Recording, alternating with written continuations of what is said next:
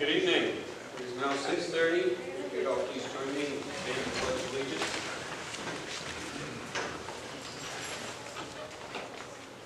I pledge allegiance to the flag of the United States of America and to the republic for which it stands, one nation, under God, indivisible, with liberty and justice for all.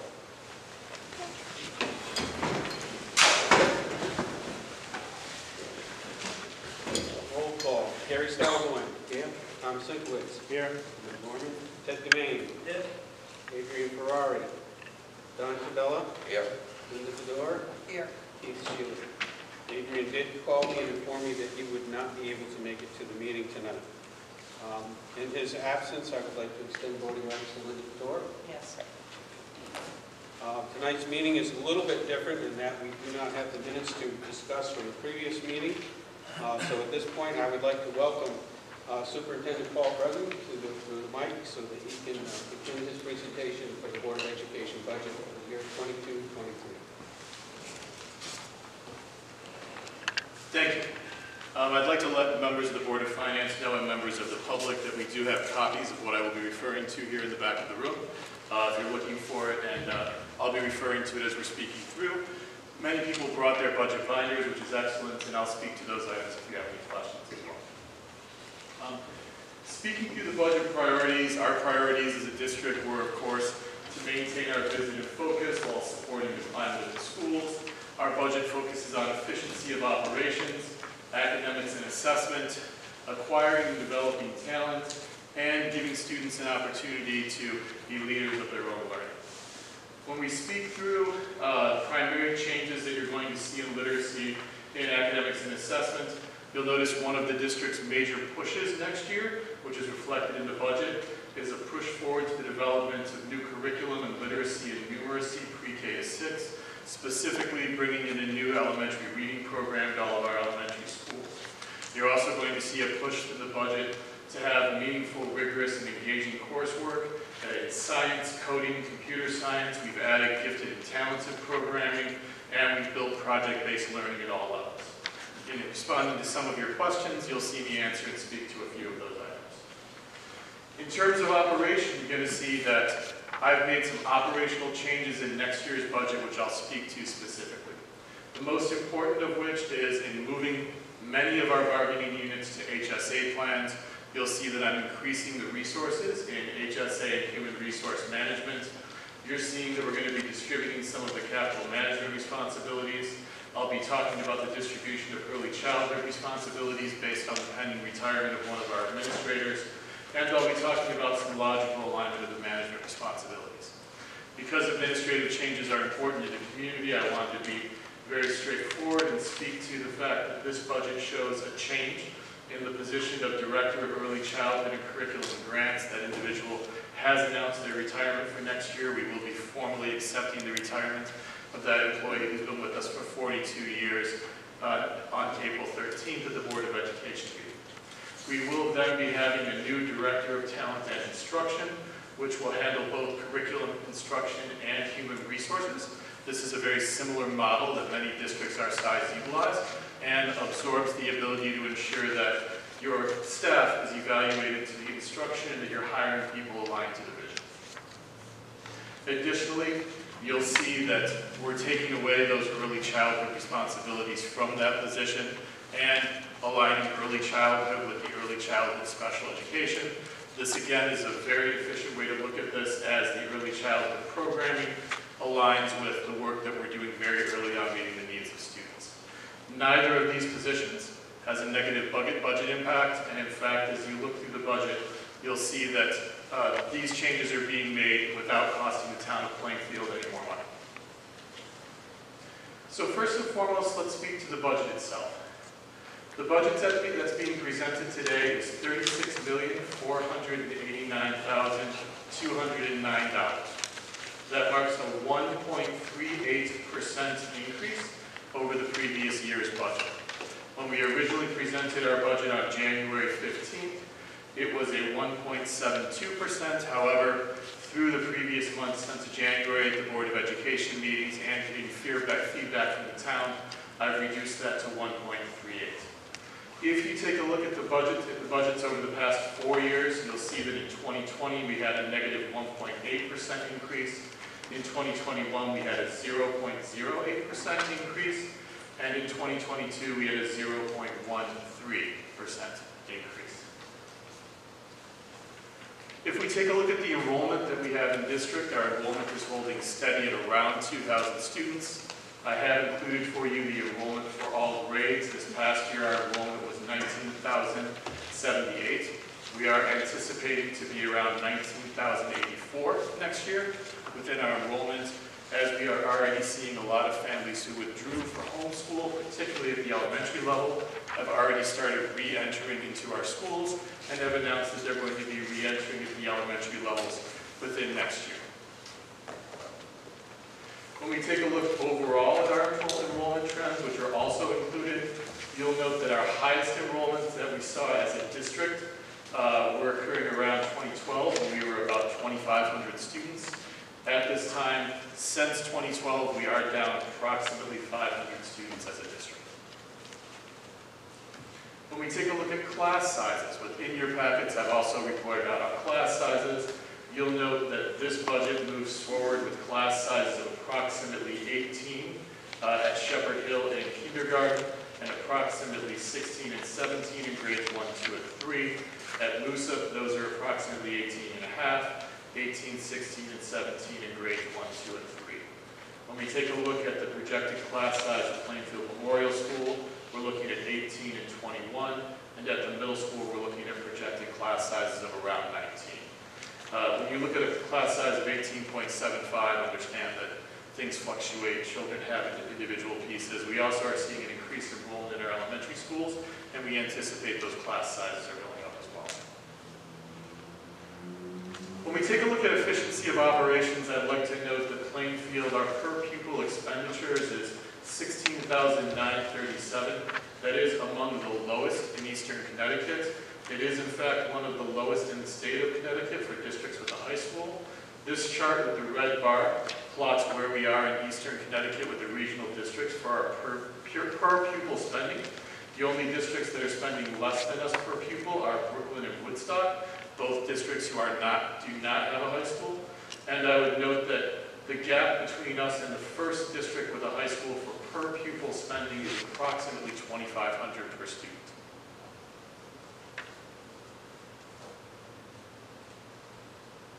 And when we take a look at our community profile, as you'll note from your packet, one of the largest changes that the town of Plainfield has seen since 2009 and 2010 is that our community has grown in the number of students who qualify for free and reduced lunch.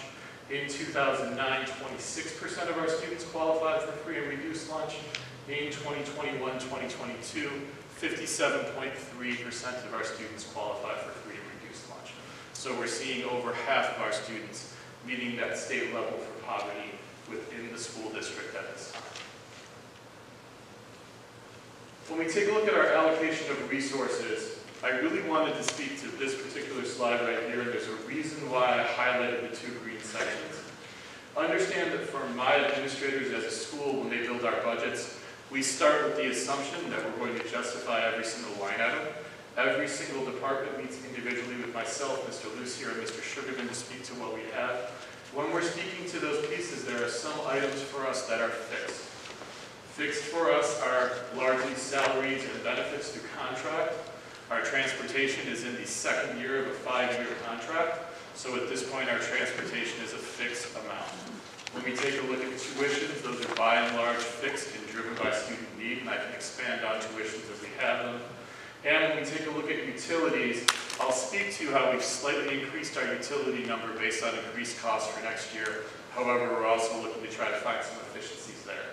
So when we look to the areas of a $36,489 million budget, we're really talking about $1.7 million in purchase services and $1.26 million in supplies. That are the areas where my administrators have some discretion as we're working through those things programmatically. This overview slide, which is actually a copy of the overview slide of the budget as a whole, speaks to the areas where the budget is seeing increases. If you look at the Early Childhood Center, that is the one school that has a large increase, you'll notice that there's a $13 there. If you're asking for the budget difference, where that $66,000 comes from, that $66,000 is primarily in one teacher's salary. We run 4 classrooms at the Early Childhood Center. As a way to not reduce staff in the previous budget, one of those 4 teachers was moved to a grant. That grant is not a grant that is perpetual, so that grant will be ending.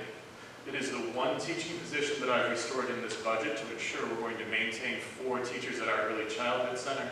So that increase of $66,406 is actually primarily one teacher.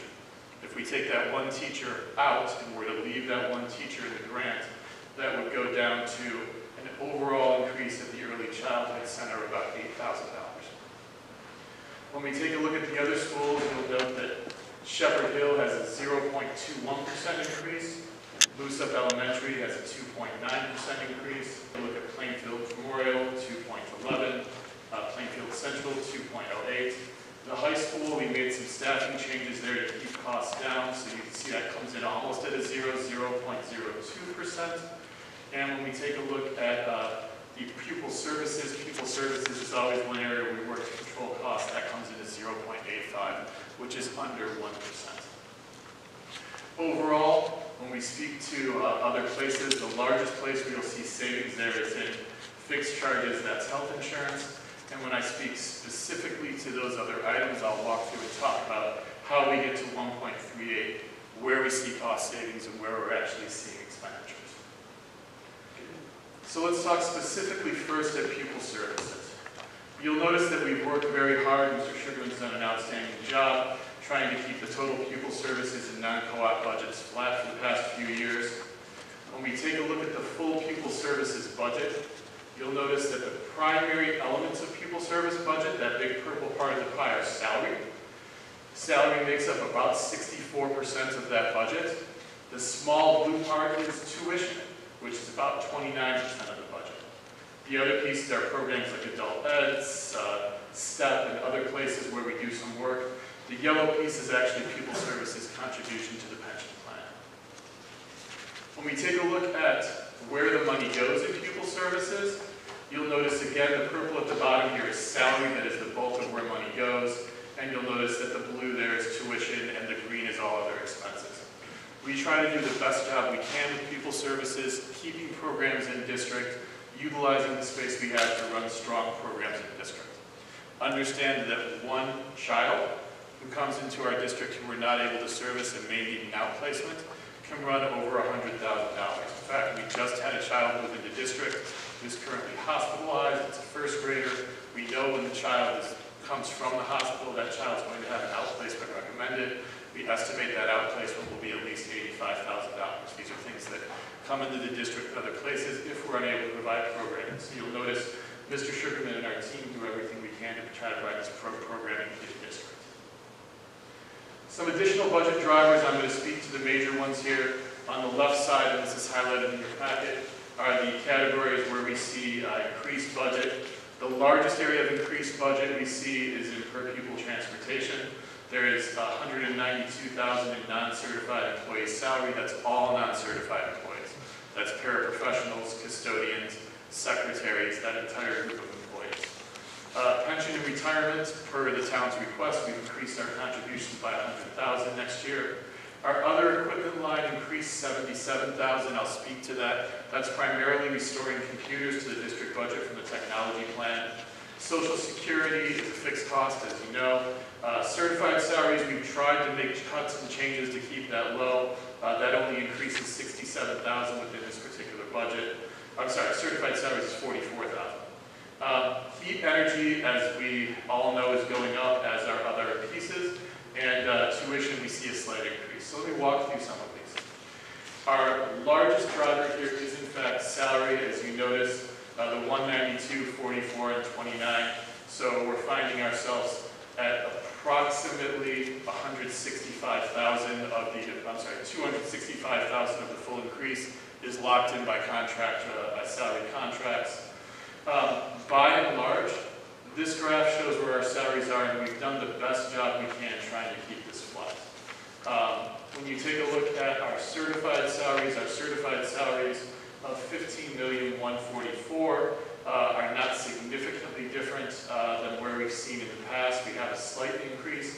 And the non-certified, when you're looking through your piece, you may say, Mr. Brenton, why is it from 14 to 15 that our non-certified salaries took such a steep drop from that 6.1 million to 5.3 million? And I would remind the community that 2014 to 15 was when we privatized transportation.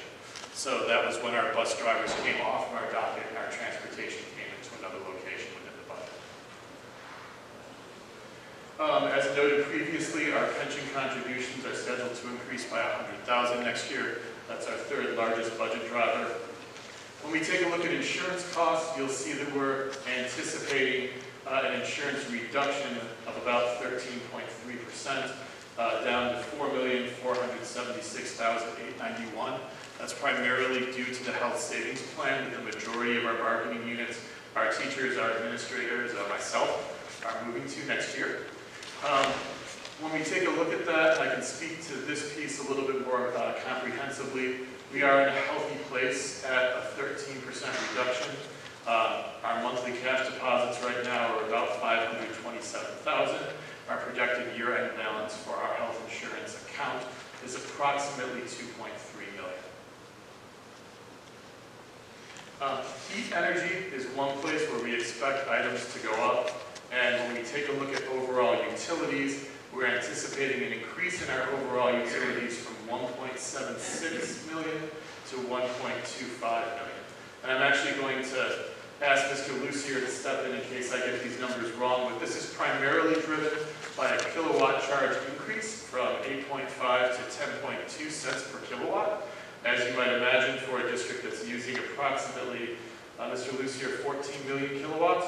4 million a year. I'm sorry, 4 million a year. That's why Mr. Lucier keeps me honest. Huge difference. 4 million kilowatts a year, that has a significant impact. We are currently paying 7.76 CCF, that's cubic feet by 100, until December of 2022 for gas, but we are estimating that cost will increase. So we are preparing for that as best as possible. When we take a look at our bus driver transportation, you will notice that this budget includes an increase of $130,000. That $130,000 is actually not the full increase of transportation within the transportation budget. Our full increase of transportation costs next year will be $330,000. However, I am permitted to use the ARP ESSER to offset COVID-related transportation costs, which is what we're doing. So for that reason, we've actually offset $200,000 of the transportation by utilizing the ARP ESSER budget.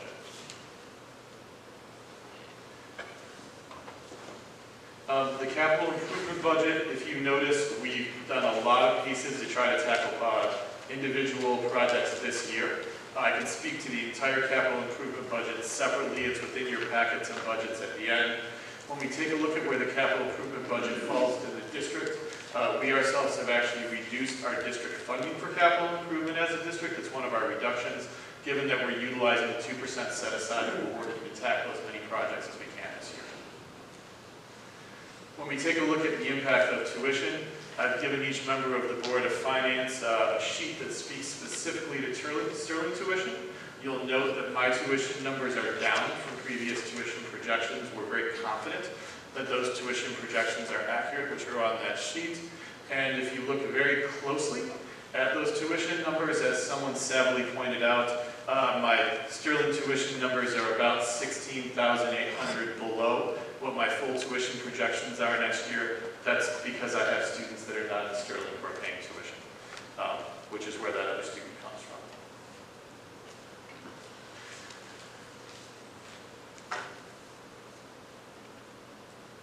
So at this time, the Board of Education is presenting a budget with a 1.3% increase.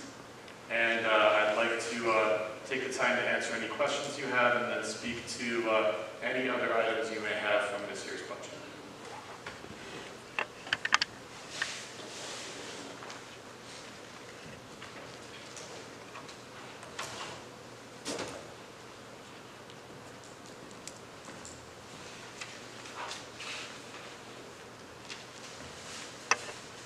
Do we have any clarification on what the MBR is? Absolutely. So we we anticipate within, when the governor's budget is approved, which best case scenario I believe is May 4th, when the governor's budget is approved, we do anticipate that in the reauthorization, Plainfield will be reauthorized and will be awarded alliance status. Once you're awarded alliance status, there are some elements that are part of that. One of them is a restoration of levels of ECS funding prior to 2012. So if you were to look within this budget proposal on what for me I believe is page 10, shortly after your budget factors page, one of the things that you will notice is this page right here, which is the cost summary. One of the things that you will notice is that within the line State Aid Block Grant ECS, the state has restored $350,000 of our ECS funding for next year. That is a strong help to the district. That also helps offset some of the loss of tuition that we see just regionally. So we know we're getting that increase in state funding. The other part of being awarded alliance status is that your MBR becomes locked for the time that you are an alliance district. So our MBR doesn't have the ability to reduce below last year's MBR. At this time, because we were not previously an alliance district, there are not allocated alliance funds or alliance grants for Plainfield. Other districts that have had the alliance award, I'll use Thompson as an example, received alliance status once they received formal notification, which we have not yet. We have seen the numbers for ECS, so we do anticipate that it's coming. After that occurred, local legislators went to the government and asked for alliance grant funding. At this time, that doesn't exist. So we won't know the answer to that until May 4th, or probably a day or two afterwards when the governor sets his budget. When the governor sets his budget. I wish I had more information. I wish I could make Hartford move faster.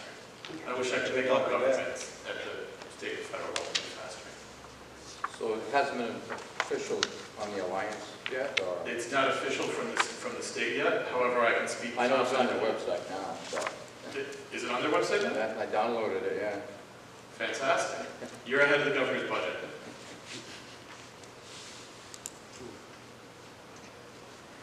On your pension contribution for 300,000. Yes, I believe it's 400,000 next year. It's 300,000 out of the regular budget, and I think it's 100,000 out of pupil services. Oh, the other 100? Yes. Okay. And the reason why I put it in pupil services is the majority of employees who are from the school district were pupil services employees.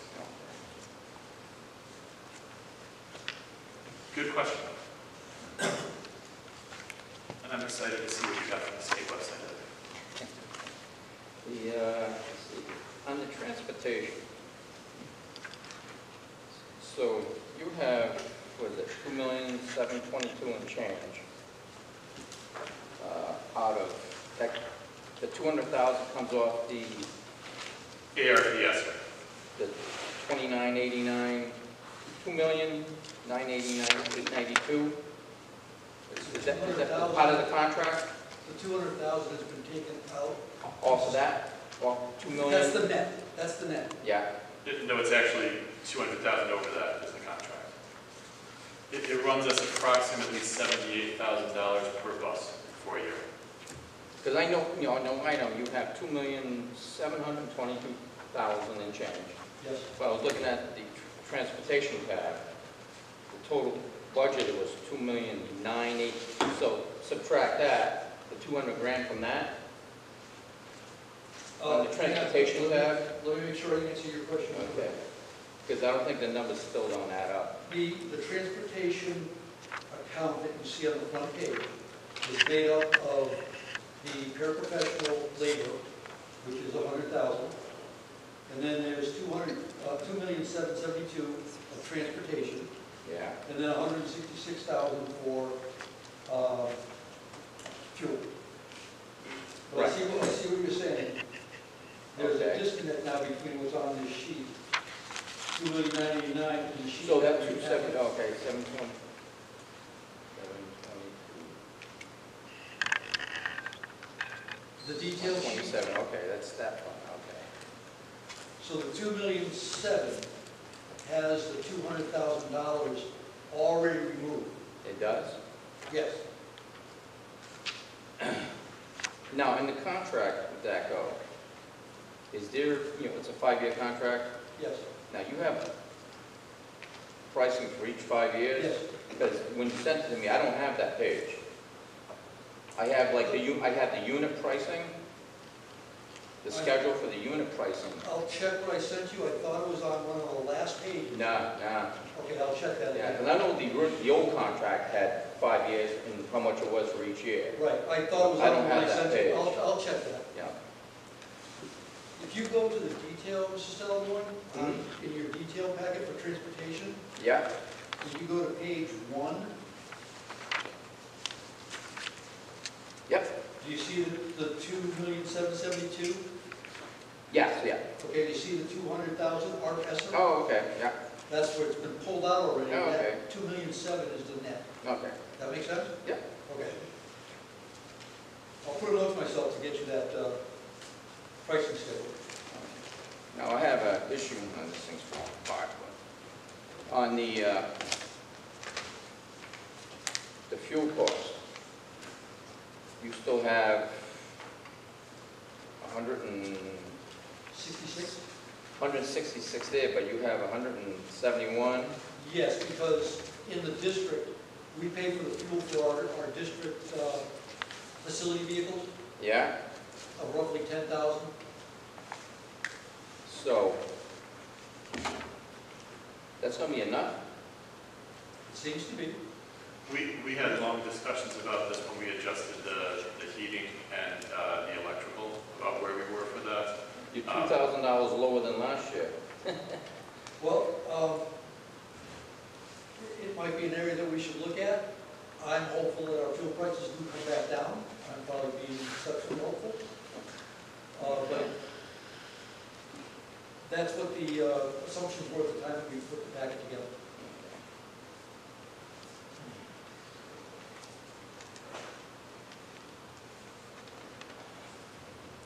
Question. In reviewing this budget, previous year's budget, and budgets prior to that, it seems like we're replacing the same amount of equipment, sports equipment, every single year. My question is, the numbers don't change, and there seems to be every year we're buying 12 helmets, as an example. To me, this seems like it's just a static number.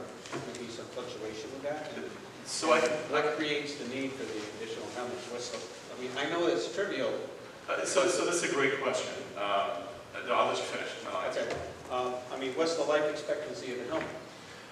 So we send our helmets out to a place called Stadium System. They actually do almost all of the helmets for all of the Connecticut football teams. So whether it's us, Killingly, or Quinebaug Valley Pride, they do all of the helmets.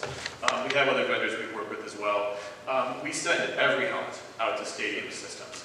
Stadium Systems checks the helmet per our insurance, make sure that the helmets are fine, make sure there's no cracks or other pieces. They have a way in which they do that. Stadium Systems will twilight helmets that don't meet the standard that's required both by the state of Connecticut and those pieces. When we take a look at the life cycle of a helmet,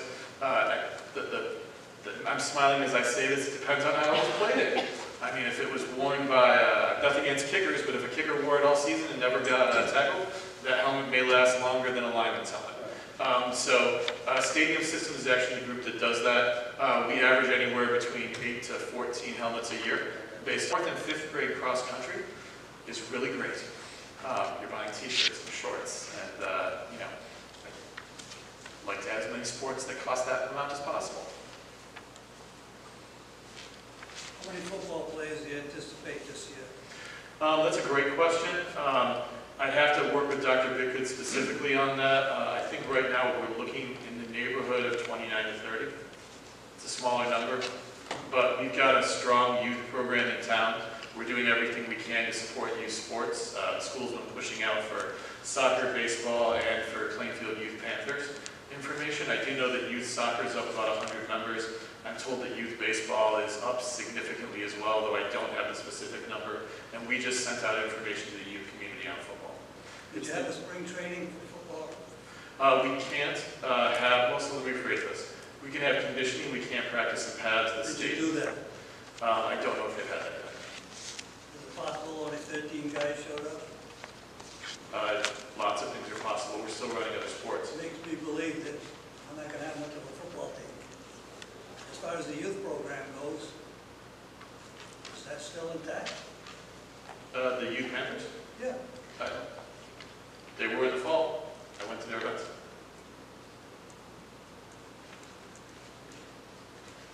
Back on the pension contributions, according to the actuary, you're still going to be about 160,000 lower than what they propose you should be contributing to. They say it should be 559,370. Just to let you know. Sure. And it was, you know, Mr. Sullivan, we've been trying to increase that contribution by 100,000 over the last 2 years, 3 years. So we're getting there. May not be quite there yet. Okay. Another question was on in PCS. Cost code 2140, line item 111. You have a, must be a new hire at a 6-year rate for $65,000.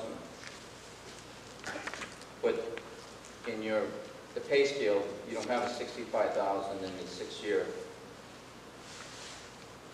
according to the contract. So when we take a look at some positions, Yeah. some positions that we have not filled yet, we have to project a salary within the budget. Right, right. So that's, if that is a position that's a projected salary, that's probably a projected salary for that position. Right, but I'd like to find it. Because in the pay scale. I'm going to have Mr. Lucier look specific. Yeah, because in the six year, they have 60,800, 63,300, 66,300. And then you get into the 70s. But for this, I don't know where the 65K came from, to be quite honest with you. I would have to look into the detail on that. What's that? There's multiple reasons why it's possibly not quite full now. Okay. It could be based on the timing of when we expect to have that person get hired, so we wouldn't get the full year amount. I'll look at it. There should be a note in my file that explains why it's there. And I'm assuming the new hire for the district for 150, that's Dick Rena's position? Yes. They're going to start off higher than what she's making now? It's contractual, Is so it? it's, yeah, so it's based on what, that's part of the administrators union, there's a director's level salary. Also in district, network admin. He or she is up like $10,300. So we've made some adjustments, so I think the network admin, so our technology director is up within next year's salary. If you take a look at our yes. Okay. If you take a look, I think our network person is only up, they're either flat within that budget or they're only up about 1,000. Our technicians are going up about 800. Truth be told, I would like to see our technicians go up higher. We presented what we thought was a reasonable budget. I'll just look at the computer systems manager, that is a separate person? Because they're not getting no increase at all. So that's the individual, that's the network person, yes. So that's, some of those are based on their, I inherited some pre-existing contracts, Yeah. which lists amounts for over a series of years. So there are some individuals whose contracts have a fixed amount for multiple years. Because, from what I can remember, I'm not going to look through it, but I think everybody got a raise except for that person. Which would indicate to me, without going further, that that person has a 2-year contract. Okay. I have one interesting thing. It's actually in regards to this fiscal year. That's why I asked you to bring the binder for this year. On Shepherd Hill.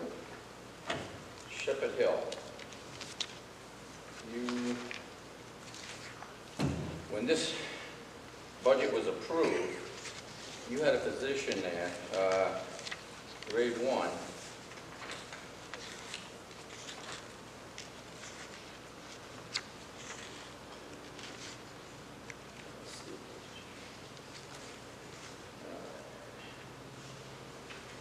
The person salary was $48,300. It was a master's 2 level. Okay.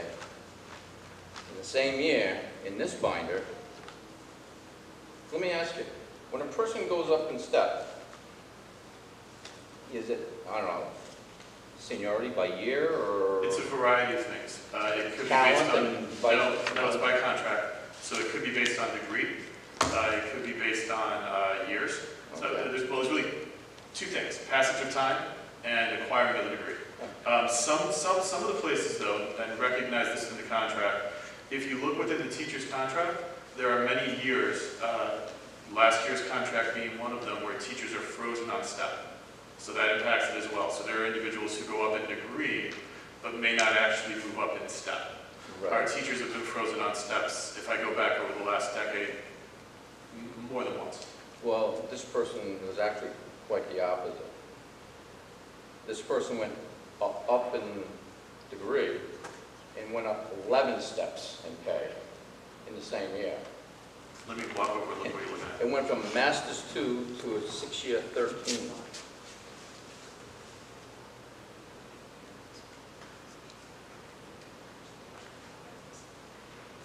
And it's over here.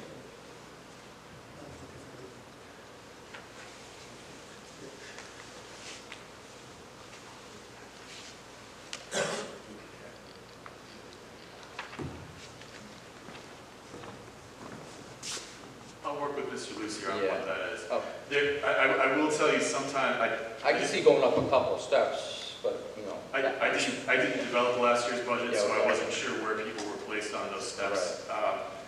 There may have been in last year's budget a projection of a higher when they determined what the step was, that the actual is higher. Okay. One of the challenges, especially in this market right now, is that there was a time when I could predict 48,000 for the hiring of every new teacher. Within this market, that's even a challenge. We're seeing shortages in areas like mathematics, chemistry, and science. We've lost teachers this year to districts beside us that are offering them. We had one teacher go up, I believe, $16,000. And there was one other position, current one. It said like a certain percentage went to 610. Is that a line item?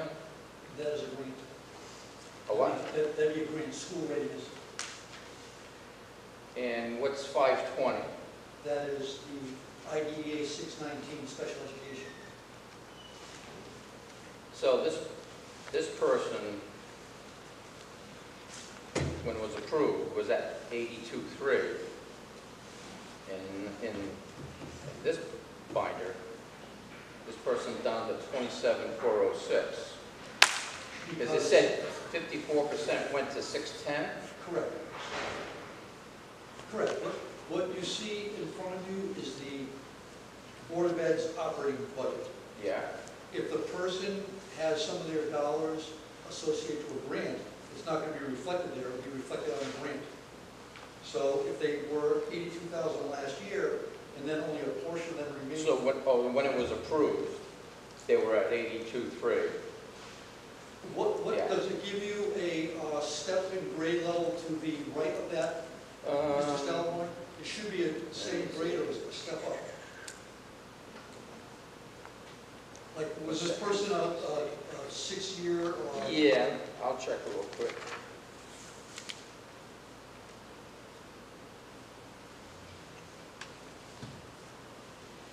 Didn't change. Right, so they were frozen on the step. Yeah. But what happened was that salary then got dispersed, so only a portion of it remains in the operating budget, and the other components go into the grants. So, and basically, whatever the grants paid for that person. Oh, yeah, absolutely. Yes. It was approved for a full salary, but, so you basically had the extra, if you had to transfer it somewhere else to another line item, whatever. Yeah. Because you basically replaced it with the Sure. grant money. Okay. Could you repeat what, 610, what is that again? I believe 610 is readiness. I'm sorry. Readiness. 610 is IDA, 520 is ready. No. Super. Sorry, you said. Okay. You mentioned a grant, you mentioned a 52, correct? Yeah, yes. Okay, grant 520 Right. is IDA Okay. 619. Okay. Grant 170 would be the IDA 611. But you're mentioning a 610, Yes, which I believe is readiness. I'm sorry. Readiness. I'm Thank not exactly sure, it's either FRC or readiness, it's one of the two. Well, to have all these numbers and answers off the top of your head after looking at this, a book like this, I've got to say, I'm really impressed. I do have a couple more questions myself. I'm looking at Shepherd Hill, and I know this, I'm looking at the last year's budget. It says half suggested sprinkler repairs, $3,000. This year, the same line item is $6,000. And that was in Shepherd Hill? Shepherd Hill, yes, page 12. I mean, I was just wondering why that doubled.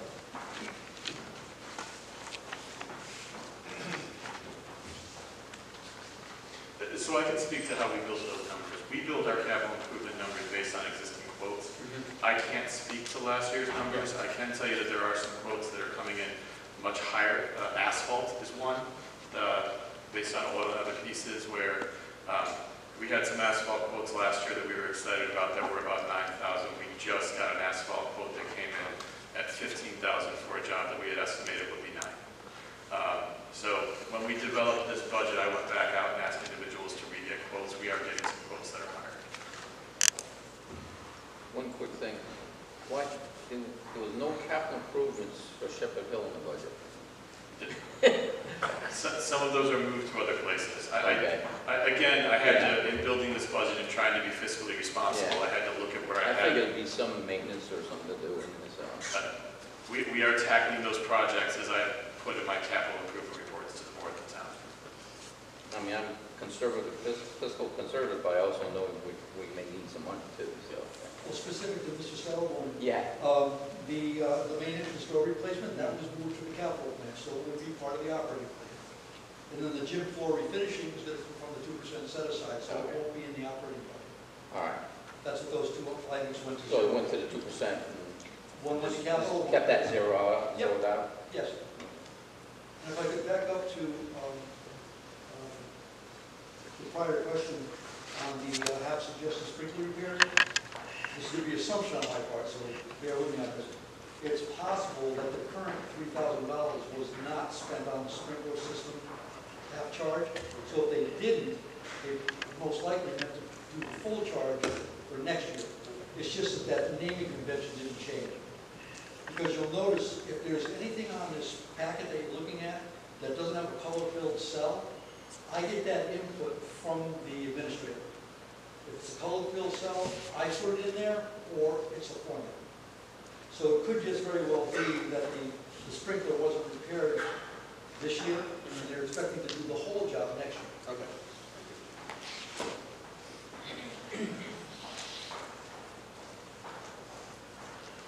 You may have already answered this question based on some of the information you've given us, but I'm looking at some of these operational maintenance of plant heat energy, and you've taken 3-year averages from last year's budget to this year's budget. And I'll give you, for instance, I believe it's Plainfield Central School. Your 3-year average is $158,000. It's on page 18, but you budgeted for $173,000. Is that based on a calculation on the kilowatt change, pricing change on the kilowatts? What I do is I take the history so that I can get an idea of where I should be. Right. And then I look at current trends and things like what's going on in the market today with fuel oil and what's happening around the world. And that's how I make my projection to go with the new number. Okay. It is based on kilowatts also. Right. And I will say that my laundry list of questions, most of it have been answered as we've had our presentation and we've had some open discussion. I appreciate that. Again, having some of these numbers coming off your hip is pretty impressive. Do any of the other board members have any questions? I might have a couple. Okay. Most of element, they had teacher's desk replacements. What goes wrong with a teacher's desk that they need to be replaced? I mean, you got 70 years.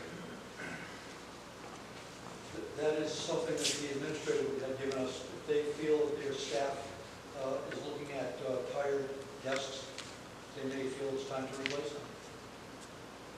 And it's based on the input we get from the administrator. Okay, I'm just curious what a tired desk would be. Off the top of my head, I wouldn't know. Some of the desks within our buildings are quite old, don't have locking mechanisms anymore, other pieces like that. Or we're moving from very large desks that we're placing there to things that are smaller that give the students more space.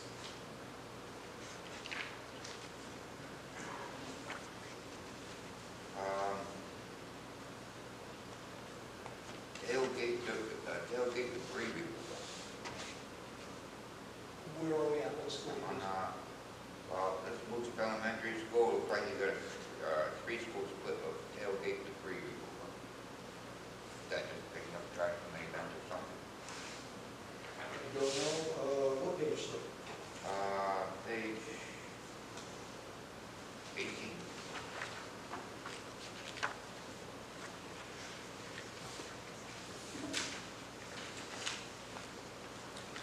That is the current deal. So I don't know what that is. I don't believe we purchased anything like that, but that's our current year. Yeah. I didn't know what they're doing. They haven't purchased it. I know it hasn't. Debris removal, $500. You got it last year and this year on Memorial. Bring to us for tree removal done specifically this year in front of Westfield Avenue.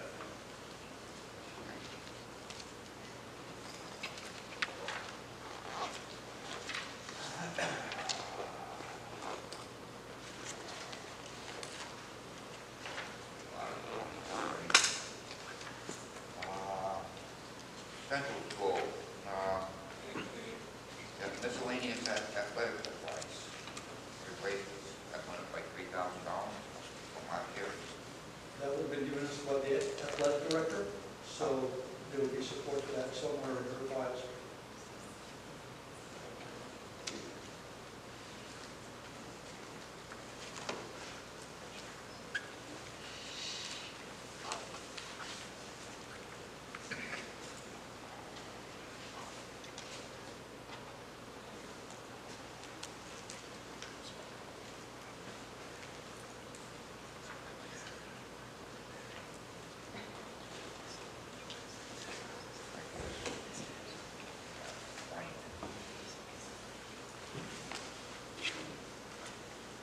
Okay.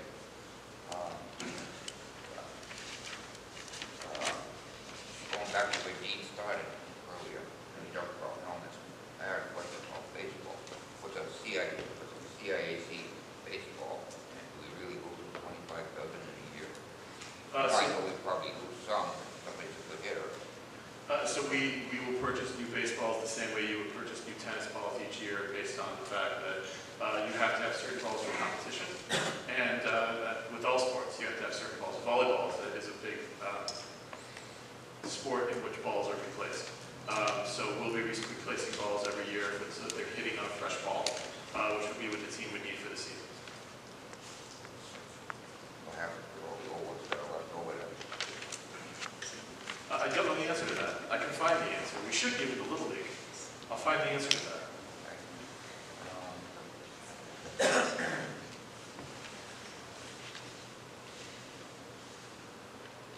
And then way under central administration, $48 for the notice board. That $48 for a year subscription to it? Yes. Okay, how do you get it for $48? That's my next question.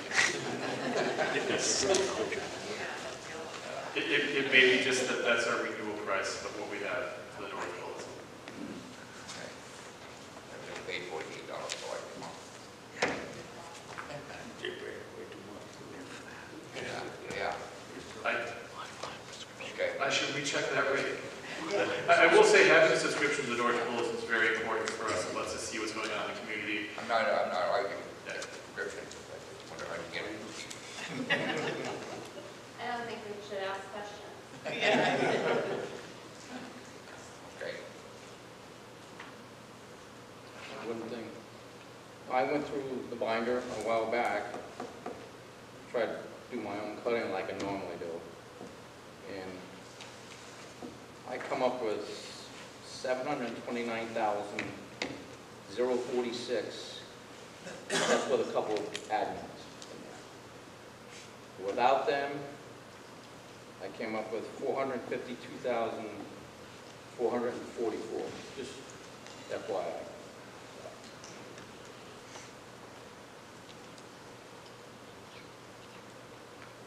Tom, do you have any questions? One question I have is under computers and technology. So I saw that it was slated to go up anyway this year, which I expect was originally on schedule, but I was curious of, have these numbers in the proposed budget been reassessed since the recent issues that we've had here in the town when it comes to cybersecurity? As far as an area, do we need to invest more in cybersecurity within the school system? Because I know, even though there's no answers right now, because that's still being worked on the town side, at some point down the line, we are going to have to put more money towards that in order to prevent things like what just happened here with the town and the police station. So I was curious on the Board of Ed side if that had been discussed since that. It has been discussed. In fact, at the Board of Ed meeting on the 13th, in response to a question from a community member, I have a brief presentation on the filters and pieces that we utilize in the district. So we will be speaking to that. That budget includes that level of security that we have. We have an advantage in being on the state system that the state also provides us as part of our Cap 1 subscription to the state, that we get some securities that unfortunately are not available universally. But that has been considered in that. I would note that you will see the equipment line overall go up. That was the question I anticipated might be your next one. Yep. Related to those computers, we have a 5-year technology plan. Remember, with 2,000 students and approximately 400 staff, we are looking at a plan that replaces Chromebooks for students every 4 to 5 years, replaces a device for staff every 4 to 5 years, simply based on where pieces are. The Chromebooks actually have a license that ages out. Within that plan, half of the cost of that is within our local budget, and the other half of that is aligned to grants. So if you actually do the math and you say a Chromebook costs this amount, your plan has 500 Chromebooks a year, how is that within this plan? Only half of that is in the local budget. The other half I have in grants. And we'll be presenting the full technology plan at the May board meeting for anyone who's interested in that.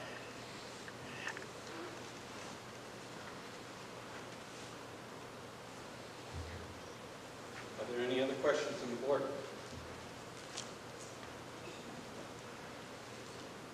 If not, I'll entertain a motion that we accept the presentation of the Board of Education for this year's upcoming budget.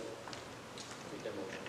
Motion has been made to accept the presentation. Do I have a second? I'll second. All those in favor signify by saying aye. Aye. All opposed? Any abstentions? All right. At this time, what I would like to do is open up the floor to citizen participation. If you have any questions that you would like to bring to the forefront, I welcome them at this time. I would ask that you approach the mic and state your name clearly so that we can have that on record. So, are there any questions or comments from the audience? Sean Pearson. I have one question in regards to the Chromebooks that were just mentioned. Didn't we just purchase a bunch of Chromebooks when COVID started? I'm going to wait for your direction before I respond to your meetings. Oh, no, you may answer that question. Sure. Thank you, Mr. Peterson. We have purchased some Chromebooks from the district. The Chromebooks that we've purchased are purchased within different cycles. We have aging out in Chromebooks this year, approximately 250 Chromebooks that we have for rolling out. When we purchase Chromebooks for the students, we purchase them for students who previously had not had Chromebooks issued. The initial plan for the district was Chromebooks from the middle school up. The additional Chromebooks were purchased for the elementaries. Knowing moving forward that the dependence on technology that we have, the connection parents are seeing with Chromebooks, our technology plan maintains Chromebooks for students 1 through 12. Okay.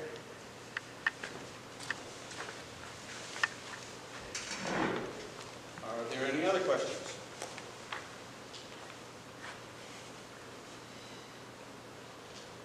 If there are no other questions, then I will entertain a motion to adjourn. Make that motion. Second. Motion to adjourn, by Gary Salvoin, seconded by Tom Sienkiewicz. All those in favor signify by saying aye. Aye. All opposed? Any abstentions? Thank you all for coming out tonight. Appreciate all of your